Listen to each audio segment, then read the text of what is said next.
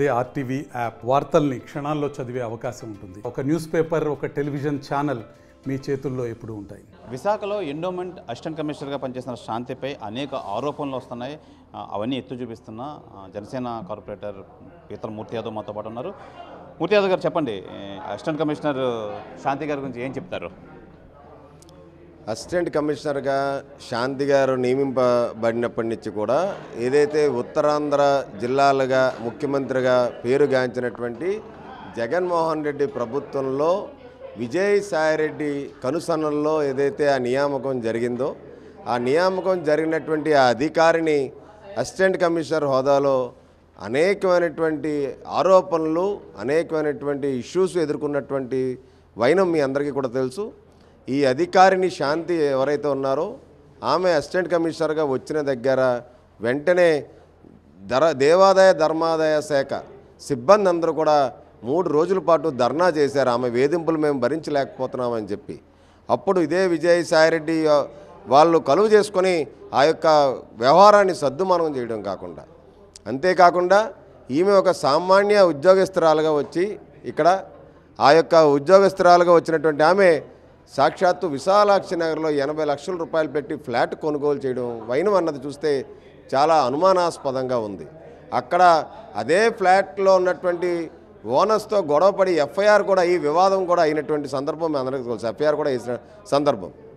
అంతేకాకుండా ముఖ్యంగా ఈ గత 2 రోజులుగా వాళ్ళందరి మధ్యన వాళ్ళ యొక్క వ్యవహారాల మధ్యన వస్తున్నటువంటి నేపథ్యంలో విన్నదేంటంటే, ప్రేమ సమాజం భూముల వ్యవహారంలో నేను సాయం చేశాను కాబట్టి విజయసాయిరెడ్డి నాకు విల్లా కొనుక్కోవడానికి డబ్బులు సహాయం చేశారని చెప్పి ఏదైతే స్వయంగా తన భర్త నిన్న చెప్పారు.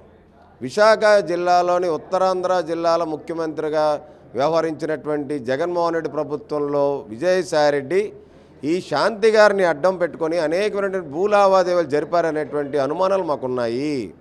అలాగే గవర్నమెంట్ లీడర్ సుభాష్ విజయసాయిరెడ్డిలు ఈ శాంతి గారిని అడ్డం పెట్టుకొని అనేకమైనటువంటి భూ లావాదేవీలు పాల్పడ్డారు, పెద్ద ఎత్తున అవినీతి అక్రమాలకు పాల్పడ్డారనేటువంటి విషయాన్ని మేము ఆలోచించాల్సి వస్తుంది. అసలు అంత ప్రేమ సమాజం భూముల్లో గురించి అంత పెద్ద అమౌంట్ ఒక గిఫ్ట్గా ఇస్తే అసలు ఇంకా ఎంత పెద్ద వ్యవహారం జరుగుంటుంది.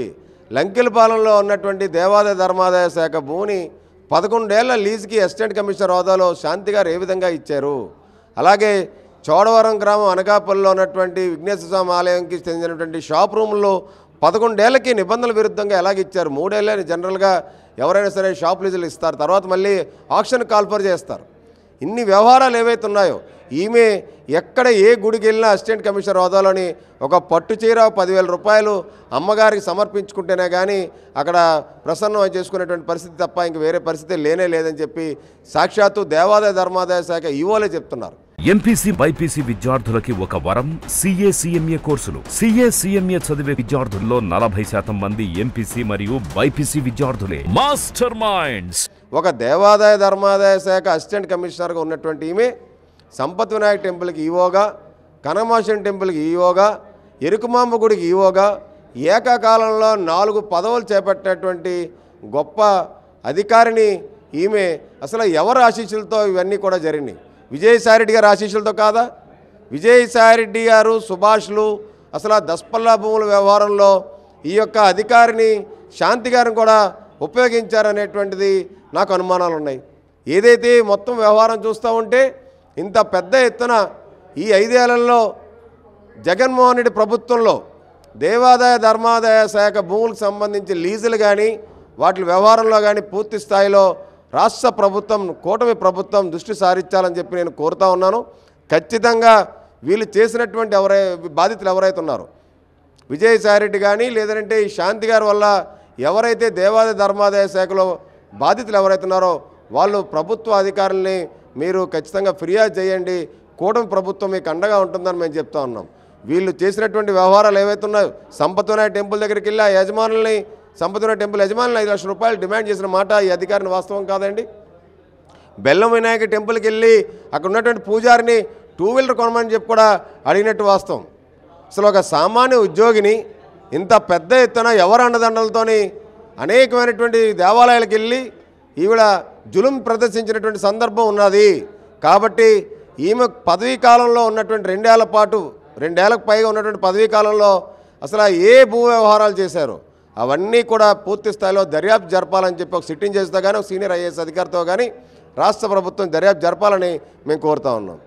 ప్రధానంగా ఈ శాంతి అయితే ఈ ఎండోమెంట్ సంబంధించి అన్ని అక్రమ ఆరోపణలు బయటపడుతున్నాయి. ఇప్పుడు వరకు అసలు ప్రభుత్వం ఎందుకు చర్యలు తీసుకోలేదు? ఇక మీద ఇప్పుడున్న ప్రస్తుత ప్రభుత్వం చర్యలు తీసుకుంటుందంటారా? ఏం చెప్తారు మీరు?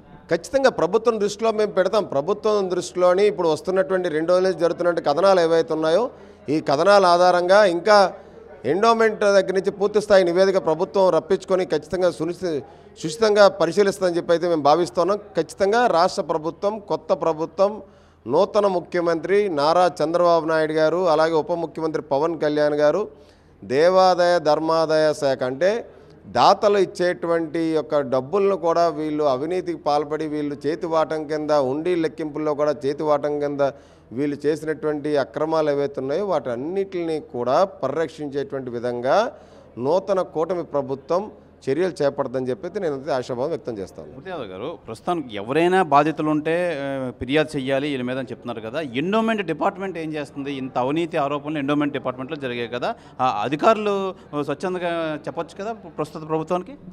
అదే అండి చెప్తుంది. ఇప్పుడు ఎండోమెంట్ స్టాఫే ఈవిడ మీద 3 రోజుల పాటు ధర్నా చేశారు ఈవిడ వల్ల వేధింపులు తట్టుకోలేమని చెప్పి. అప్పుడు ప్రస్తుతం ఎండోమెంట్ డీసీ మీద ఇసుక జల్లారు ఈవిడ. అలాగే ఇప్పుడు శాపనార్థాలు పెట్టారు. ఈ ఎక్కడికైతే వెళ్తారో కొంతమంది ఈవోని సస్పెండ్ చేశారు. ఈవిడ ఎవరైతే మర్యాద ఇవ్వలేదనో ఎవరైతే కానుకలు చెల్లించుకోలేదని చెప్పి ఈవోని సస్పెండ్ చేశారు. పెద్ద ఎత్తున ఎరుకుమాంబ గుడిలోని అక్కడ జరిగినటువంటి లావాదేవీలు అయితే ఉండి లెక్కింపుల్లో పెద్ద ఎత్తున అక్రమాలు జరిగినాయని చెప్పి వార్తలు వచ్చినాయి. Master minds the pride of India. Inter, MPC, BiPC, MEC, CEC చదివిన విద్యార్థులకు సీఏ మరియు సిఎంఏ ఫౌండేషన్ కొరకు నూతన బ్యాచెస్ ప్రారంభం. ఇవన్నీ కూడా పరిగణలో తీసుకుంటారు. వైభవ వెంకటేశ్వర టెంపుల్ గురించి కానీ మొత్తం భూ వ్యవహారాల్లో కాదు, ఉండి లెక్కింపు వ్యవహారాలు కాదు, ఈవిడ వ్యవహరించినటువంటి శైలి ఏదైతే ఉందో ఈ అధికారిని ఆ వ్యవహరించినటువంటి శైలి వల్ల బాధితులు ఎవరైతే ఉన్నారో బాధితులు ఖచ్చితంగా రాష్ట్ర ప్రభుత్వాన్ని ఆశ్రయిస్తారు. వాళ్ళు సంబంధిత చిన్న ఉద్యోగైనా పెద్ద ఉద్యోగైనా సరే వాళ్ళు ఫిర్యాదు చేస్తారు. ఖచ్చితంగా ప్రభుత్వం వాళ్ళకి నిష్పక్షపాతంగా వాళ్ళకి అండగా ఉండి న్యాయం చేస్తుంది, బాధితులకు రక్షణగా అండగా ఉంటుందని చెప్పి భావిస్తా ఉన్నాం. మూర్తియాదవ్ గారు, ప్రస్తుత ఎండోమెంట్ మినిస్టర్ గారిని ఏమన్నా మీరు కలిసి ఇవన్నీ చెప్పే పరిస్థితి ఏమైనా ఉందంటారా? ఎస్, రాష్ట్రంలో ఉన్నటువంటి నూతనంగా మినిస్టర్గా ఉన్నటువంటి ఒక సీనియర్ మంత్రి ఆనం రామనారాయణ రెడ్డి గారు పెద్దలు పూజ్యులు, ఆయనకి ఈ యొక్క శాంతి వ్యవహారాల మీద పూర్తి స్థాయిలో మేము ఫిర్యాదు చేసి ఆయన దృష్టిలో పెట్టి ఎండోమెంట్ యొక్క భూములు ఏవైతే ఈమె పదవీ కాలంలో కానీ విజయసాయిరెడ్డి కనుసన్నల్లో జరిగినటువంటి వ్యవహారాల్లో కానీ లేదనంటే 5 ఏళ్లలో వైసీపీ ప్రభుత్వంలో ఈ మొత్తం వ్యవహారాల మీద పూర్తి స్థాయిలో దర్యాప్తు జరపాలని చెప్పి కూడా మేము డిమాండ్ చేసి కోరుతాం. అయితే ప్రధానంగా ఈ ఎండోమెంట్ సంబంధించి అసిస్టెంట్ కమిషనర్ శాంతి ఎవరైతే ఉన్నారో ఆ శాంతిపై అనేక ఆరోపణలు వస్తున్నాయి. దీని మీద కంపల్సరీగా మేము దేవాదాయ శాఖ మంత్రి ఆనం రామనారాయణ రెడ్డికి దృష్టికి అయితే తీసుకెళ్తాం. కంపల్సరీగా ఎండోమెంట్లో జరిగిన అవినీతి అన్నీ బయటపడి ఎండోమెంట్ భూములన్నీ పరిరక్షించే పనిలో అయితే మేము నిమగ్నమై ఉంటామని చెప్పి జనసేన కార్పొరేటర్ మూర్తియాదవ్ అయితే తెలియజేస్తున్నారు. కెమెరామెన్ అజయ్తో శివరామకృష్ణ RTV, విశాఖపట్నం నుంచి. మరిన్ని వీడియోస్ కోసం ఛానల్ ని సబ్స్క్రైబ్ చేయండి. లేటెస్ట్ అప్డేట్స్ కోసం వాట్సాప్ ఛానల్ ని ఫాలో చేయండి. అండ్ లింక్ డిస్క్రిప్షన్ లో ఉంది.